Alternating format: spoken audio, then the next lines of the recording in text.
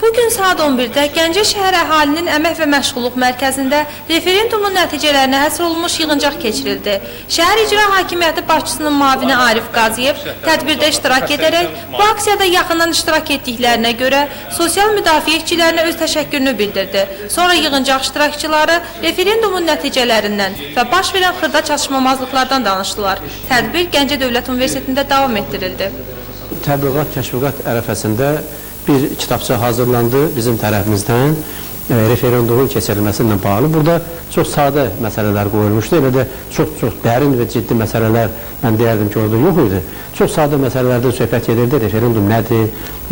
Referendumda iştirak etmək hüququ kimə aiddir?